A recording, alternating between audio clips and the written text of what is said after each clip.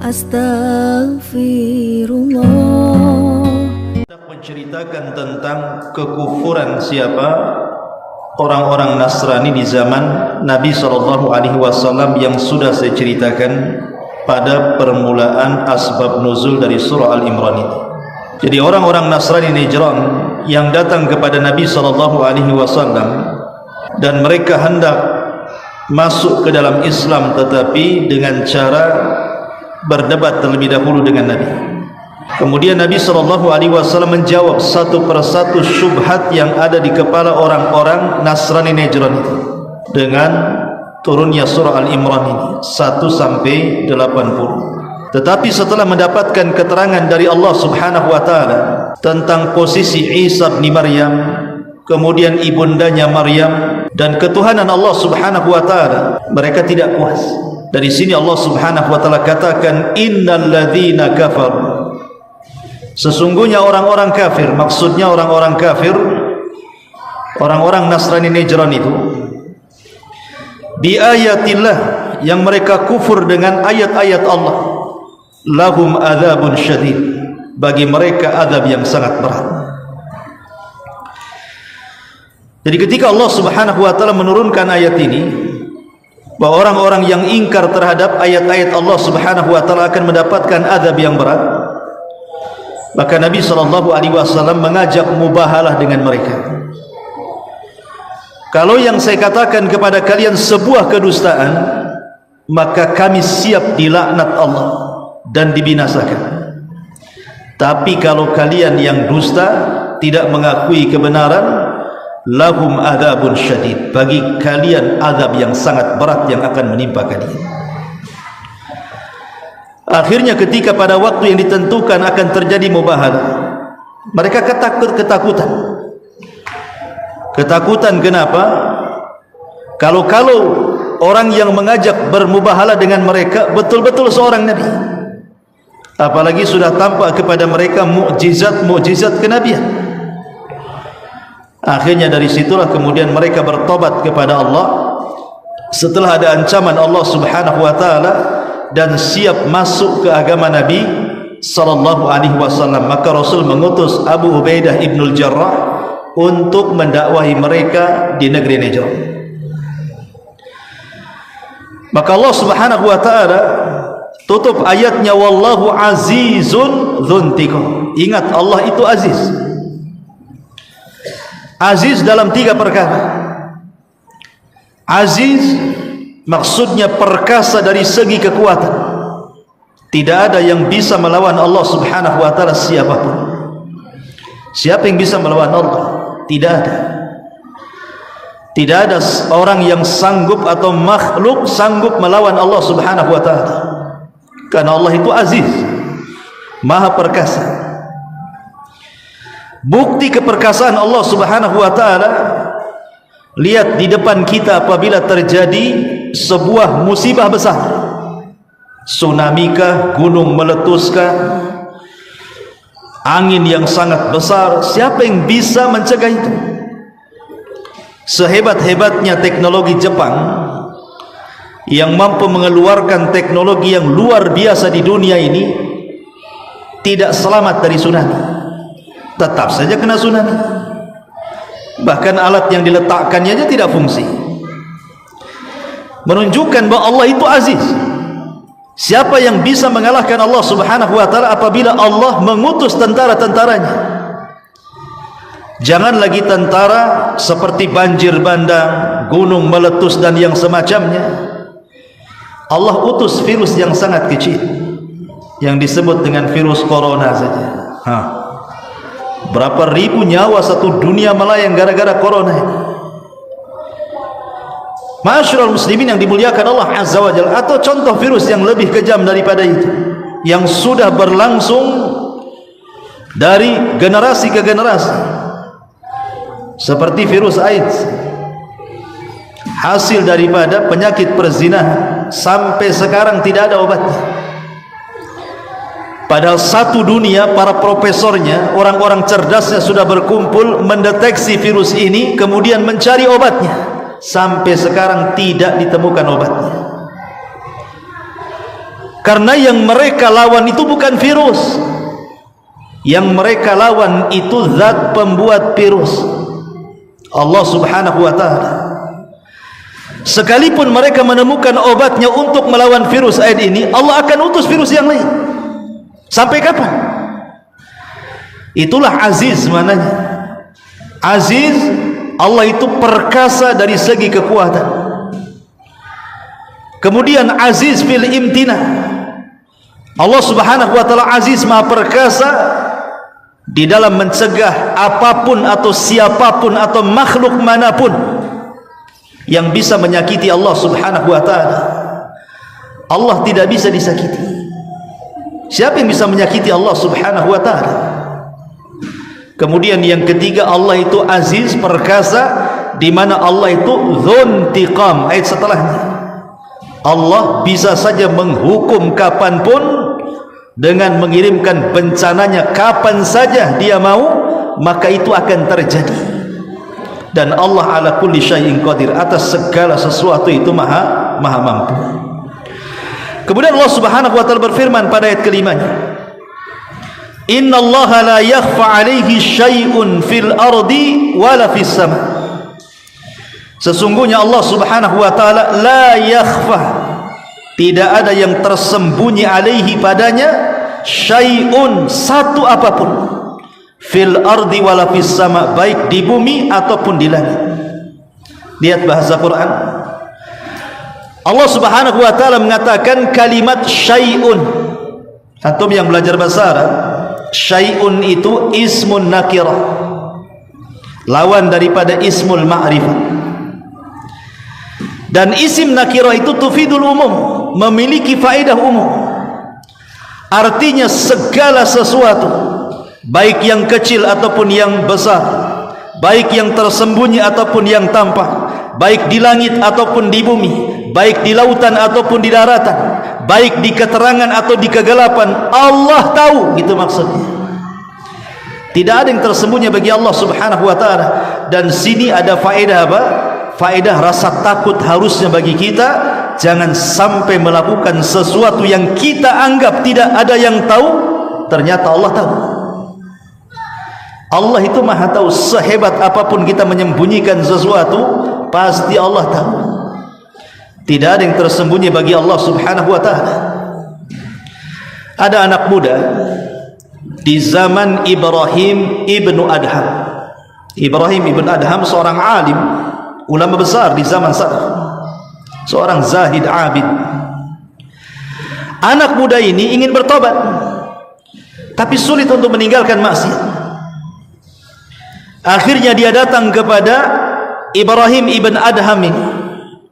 Wahai Ibrahim ibn Adham, wahai imam, bagaimana caranya? Aku sudah berusaha untuk bertobat dari maksiat, tapi aku tidak bisa meninggalkan maksiat. Adakah hal-hal yang meringankan kepadaku untuk tetap melakukan maksiat, katanya. Maka Ibrahim ibn Adham mengatakan, ada. Kalau engkau ingin bermaksiat, silahkan maksiat, tidak ada masalah. Tetapi bermaksiatlah di bumi yang bukan bumi milik Allah subhanahu wa ta'ala. Cari bumi lain, yang bumi itu bukan Allah yang cipta. Kau boleh maksiat di situ. Orang ini mengatakan, ya imam, mana ada bumi kecuali milik Allah subhanahu wa ta'ala. Kalau begitu jangan maksiat, karena engkau masih bermaksiat di bumi Allah subhanahu wa ta'ala. Tapi kalau engkau ingin maksiat juga, kata Ibrahim ibn Adham, silahkan maksiat, tapi cari tempat yang Allah tidak tahu maksiatmu. Cari tempat yang Allah tidak tahu akan maksiatmu. Silahkan maksiat. Kemudian dia mengatakan, ya imam, mana ada satupun tempat yang Allah tidak tahu? Allah itu tahu. Kalau seandainya kau sudah tahu bahwa di mana-mana tempat pun Allah tahu, jangan maksiat. Tapi kalau engkau ingin maksiat juga, silahkan maksiat, tapi jangan makan dari rizki Allah subhanahu wa ta'ala. Kalau kau makan dari selain rizki yang Allah rizkikan kepadamu, silahkan maksiat. Anak muda ini mengatakan, ya imam, mana ada rizki kecuali datang dari Allah. Kalau gitu jangan maksiat. Tapi kalau masih kekeh juga ingin maksiat, silakan maksiat. Tetapi syaratnya sebelum kematian. Sebelum kematian, kau kasih tahu kepada malaikat maut itu, jangan dulu kau cabut nyawaku sebelum aku bertobat kepada Allah. Kalau kau bisa melakukannya tawar-menawar dengan malakul maut, silakan maksiat. Dia mengatakan, ya imam, mana ada malaikat maut mau tawar-tawaran, katanya. Kalau tak ada tawar-tawaran, jangan maksiat. Tapi kalau engkau ingin maksiat juga, silakan maksiat, katanya. Tapi nanti di akhirat, kalau malaikat Zabaniyah berusaha menarikmu ke dalam jahannam, kau tawar-tawaran dengan Zabaniyah itu, masukkan aku ke surga, silakan kau maksiat. Intinya tidak ada satupun tempat seseorang boleh maksiat demi Allah subhanahu wa ta'ala, karena Allah alim, mengetahui, innallaha la yakhfa alaih, Allah itu tidak ada yang tersembunyi baginya, Allah pasti tahu. Makanya kenapa maksiat yang paling bahaya adalah maksiat yang tidak ada yang tahu kecuali Anda dengan Allah. Itu maksiat yang paling bahaya.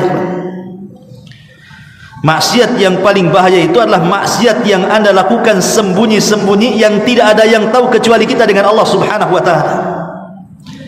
Itu sangat bahaya sekali. Makanya dalam sebuah hadis Rasul mengatakan, nanti pada hari kiamat ada orang-orang yang didatangkan di hadapan Allah itu membawa pahala sebesar gunung Tihama. Gunung Tihama itu besar, gunung terbesar setelah Uhud, Gunung Tihama namanya. Kata Nabi SAW, nanti pada hari kiamat ada orang-orang yang menghadap Allah membawa pahala sebesar gunung Tihama. Faja'alaha haba'an manthura. Tapi Allah jadikan pahala yang sebesar gunung Tihama itu diludeskan oleh Allah sehingga tidak tersisa sedikit pun. Kemudian Rasul berikan alasannya. Kenapa? Karena ketika dia bersendirian tanpa ada yang tahu kecuali dia dengan Allah, dia pun merobek keharaman Allah subhanahu wa ta'ala. Itulah sembunyi-sembunyi maksiat tidak terang-terangan, ini bahaya, menghancurkan amalan kita tanpa sadar. Ma'asyiral muslimin yang dimuliakan Allah azza wa jalla, Allah mengatakan, huwa alladhi yusawwirukum fil arham kaifa yasha, la ilaha illahu al-azizul hakim. Dialah yang telah yusawwirukum, membentuk kamu, fil arham, di dalam rahim orang tuamu, kaifa yasha, menurut yang dia kehendaki. La ilaha illahu, tidak ada sesembahan yang berhak disembah kecuali dia, al-azizu, yang maha perkasa, al-hakimu, yang maha bijaksana. Subhanallah. Di sini Allah mengatakan huwallazi yusawwirukum, dialah yang membentuk kamu. Allah membentuk kita ini dalam perut ibu kita itu. Terkadang ada manusia itu yang pendek, terkadang ada yang tinggi, terkadang ada yang hitam, terkadang ada yang putih, terkadang ada yang ganteng, terkadang ada yang jelek, terkadang terlahir cacat, terkadang terlahir sehat. Kemudian Allah subhanahu wa ta'ala tentukan rizkinya masing-masing. Ada yang lahir kaya, ada pula terlahir miskin. Itu di luar kehendak manusia, ikhwan. Perkara-perkara ini di luar kehendak manusia, sehingga tidak perlu sombong dengan kegantengan, tidak perlu kecil hati dengan keburukan. Tidak perlu sombong karena dia tinggi, tidak kecil hati pula karena dia kecil. Jangan sombong dengan kekayaan, dan jangan rendah pula dengan kemiskinan. Itu bukan kehendak kita. Itu Allah subhanahu wa ta'ala yang menghendaki seperti itu. Dan kehendak Allah itu dibaliknya ada hikmah yang sangat besar, yang kadang-kadang kita tidak tahu, kadang-kadang kita tahu. Karena ada hamba-hamba Allah itu yang kalau Allah berikan kekayaan makin kufur dia, sebagaimana ada hamba-hamba Allah kalau dimiskinkan makin kufur dia. Di balik itu ada hikmah. Allah yang membentuk kita semuanya, dan manusia itu sebaik-baik bentuk, sehingga Allah katakan laqad khalaqnal insana fi ahsani taqwim. Sungguh manusia itu dibentuk dalam sebaik-baik bentuk. Dahulu di zaman Khalifah Ma'mun, khalifah yang terkena pemahaman Mu'tazilah, di zaman khalifah inilah imam-imam ahli sunnah banyak dibantai, bahkan dipenjarakan, bahkan mati di penjara, termasuk di dalamnya Imam Ahmad ibn Hanbal rahimahullah ta'ala, disiksa 3 kurun kekuasaan. Bahkan banyak para ulama yang mati. Muhammad ibn Nuh mati di penjara, Nuaim ibn Hamad mati di penjara, Al-Buaiti kawannya Imam Syafi'i meninggal di penjara. Itu karena kekejaman Mu'tazilah. Jadi ada seorang yang bernama Abdul Aziz, seorang ulama ahli sunnah wal jamaah, ingin berdebat dengan tokoh Mu'tazilah di hadapan Khalifah Ma'mun. Abdul Aziz ini, masalahnya dia punya paras yang tidak tampan, boleh dikata buruk rupa lah.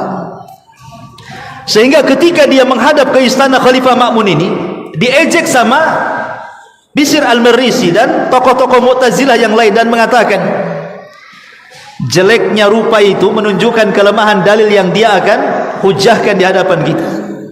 Dia menghina juga. Orang-orang Mu'tazilah ini menghina dan mengatakan cukuplah jeleknya muka dia, lemahnya dalil yang dia akan kemukakan gitu. Kan kurang ajar. Belum berdebat, mereka mengatakan apa? Cukuplah buruknya wajah dia menunjukkan lemahnya dalilnya gitu. Belum berdebat dah kurang ajar, menghina wajah orang. Akhirnya ulama ahli sunnah ini mengatakan di hadapan khalifah, ya khalifah, rupaku seperti ini bukan aku yang berkehendak. Kalau aku berkehendak, ketika aku di perut ibuku, aku minta wajahku seperti Nabi Yusuf, katanya.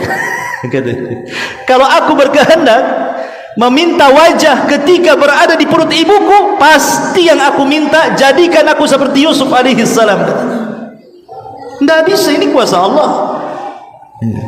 Seseorang tidak bisa tawar-tawaran, ini hak mutlak milik Allah.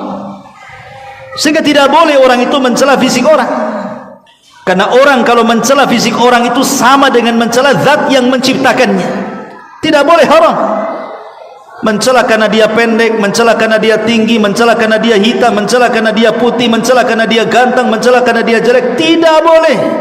Mencela karena dia terlahir kurus atau terlahir gemuk, itu urusan Allah Azza wa Jalla. Jangan antum bilang itu kayak drum saja itu, karena gemuk dibilang drum, nggak boleh. Ya, pendek dibilang apa, panjang dibilang apa. Nah, kan ada tuh istilah-istilah di masyarakat itu. Orang kurus dibilang apa, badan kayak lidi gitu. Bukan lidi boleh. Subhanallah juga. Nggak boleh. Ya. Terutama ibu-ibu di belakang gitu kan. Ada orang pamannya kulitnya hitam, pakai baju putih pula, mulai ngomel, kulit sama baju tak serasi. Indonesia ini merah putih ini pula, katanya hitam merah, hitam apa, hitam putih gitu. Ma'asyiral muslimin, enggak boleh kita mencela warna kulit, badan gemuk, kurus, tinggi, itu urusan Allah. Karena di sini Allah mengatakan apa? Huwallazi yusawwirukum, dia Allah yang membentuk kalian, bukan kehendak kita minta dibentuk. Allah yang membentuk kita.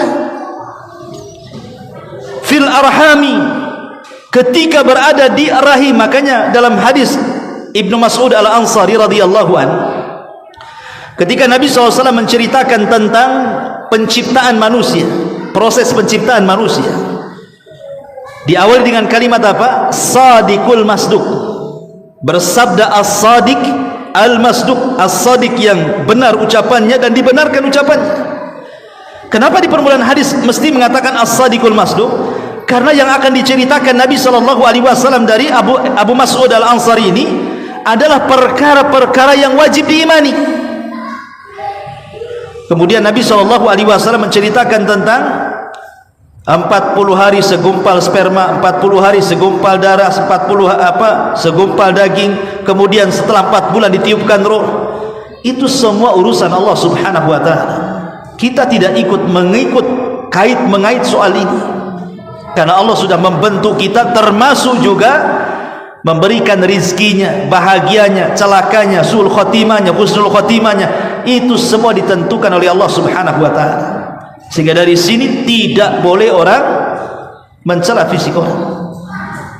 Dahulu di zaman khalifah, kalau tidak salah Ja'far Al-Mansur rahimahullahu taala, ada suami istri baru nikah. Namanya baru nikah itu kan pasti ucapan-ucapannya kan indah-indah. Kalau baru nikah, udah lama nikahnya dah lain lagi cerita. Sehingga suaminya ini melihat kecantikan istrinya, dibawalah ke padang pasir. Dibawa ke padang pasir. Di tengah padang pasir bertepatan dengan bulan purnama. Kemudian suaminya bersyair memuji istrinya. Saking kecantikannya, maklum pengantin bare kan itu. Rupanya suaminya ini tidak sadar mengucapkan kalimat yang menjadi geger satu kerajaan. Apa kalimatnya? Illam takun kal qamari fa anti taliq. Duhai istriku, kalau wajahmu tidak seindah purnama, ku ceraikan kamu. Enggak sadar dia ngomong gitu. Kalau wajahmu tidak seindah purnama katanya, maka jatuhlah talak kepadamu katanya. Akhirnya mengadulah sang laki-laki ini kepada khalifah. Gimana ini khalifah? Aku baru nikah, masa gara-gara ini cerai pula saya dengan istri saya. Dikumpulkan semua ulama madhab, dari madhab Syafi'i, madhab Maliki, madhab Hambali, madhab Hanafi, dikumpulkan semuanya ulama madhab itu. Kemudian diceritakan bagaimana hukum yang mengatakan kepada istrinya, illam takun kal qamari fa anti tali, kalau wajahmu tidak seperti bulan purnama, maka jatuhlah talakku kepadamu. Apakah kalimat ini jatuh talak? Sibuk itu semua ulama madhab. Kata madhab Syafi'i, jatuh talaknya. Kata madhab Hambali, jatuh talaknya. Kata madhab Maliki, jatuh talaknya, kecuali madhab Hanafi. Ada ulama dari madhab Hanafi mengatakan, kalau menurut saya ya imam, tidak jatuh talaknya katanya. Kenapa kau mengatakan tidak jatuh talak? Ini jumhur mengatakan jatuh talak, kau pula mengatakan tidak jatuh talak. Apa alasanmu? Kemudian sang alim dari madhab Hanafi mengatakan, ya, hujahku firman Allah Subhanahu wa taala, laqad khalaqnal insana fi ahsani taqwim. Sungguh kami telah menciptakan manusia sebaik-baik bentuk, lebih baik dibandingkan bulan. Berarti kalimat kalau wajahmu tidak seperti bulan, maksudnya tidak seindah bulan, maka engkau cerai. Ini tidak berlaku cerai. Kenapa? Karena wajah manusia jauh lebih indah dibandingkan bulan. Berarti ucapan itu ucapan konyol saja. Kata khalifah, aku suka fatwamu. Enggak jadi talak kamu katanya. Subhanallah. Tapi syahidnya di sini apa? Syahidnya manusia ini adalah sebaik-baik bentuk, karena Allah yang membentuk kita. Tidak ada makhluk yang jauh lebih baik bentuknya dibandingkan manusia. Makanya Allah mengatakan di sini, huwallazi yusawwirukum fil arhami kaifa yasha. Dialah zat yang telah membentuk kamu. Makanya di antara nama Allah itu Al-Musawwir. Musawwir itu zat yang membentuk manusia seindah mungkin. Wallahu a'lam. Ada manfaatnya. Subhanaka bihamdika asyhadu an la ilaha illa anta astaghfiruka wa atubu ilaik. Allah ta'ala. Assalamualaikum warahmatullahi wabarakatuh.